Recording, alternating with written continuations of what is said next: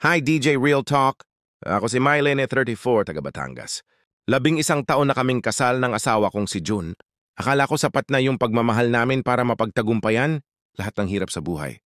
Pero DJ, natutunan kong minsan hindi lang puso ang kailangang buo, pati bulsa. Noong una masaya kami. Simple lang ang buhay. Hanggang sa mawalan siya ng trabaho. Sabi ko, okay lang, kakayanin natin to. Ako na yung nagbanat ng buto. Naglalabada sa umaga, nagtitinda sa palengke sa hapon. Pero habang tumatagal, nag-iba siya. Laging pagod, laging mainit ang ulo at unti-unti naging tahimik na lang sa bahay. Hanggang sa isang gabi, nalaman kong may kinakasama na siyang babae, may kaya, may negosyo at dun siya tumutulong sa trabaho. Ang masakit, DJ, hindi lang pera ang nawala sa amin, pati tiwala. Lahat ng pinangarap namin gumuho sa isang iglap.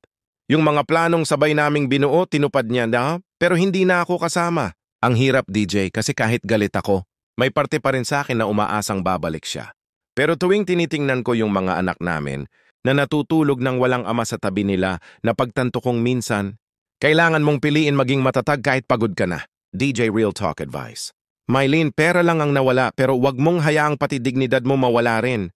Ang problema sa buhay, lilipas. Pero ang respeto, pag nawala mahirap nang buuin. Kung dumating man siya ulit, hindi mo kailangang tanggapin agad. Ayusin mo muna sarili mo, pamilya mo, at yung kapayapaan mo. Dahil minsan ang tunay na pagbangon, hindi yung may kasama ka, kundi yung kaya mong tumayo mag-isa.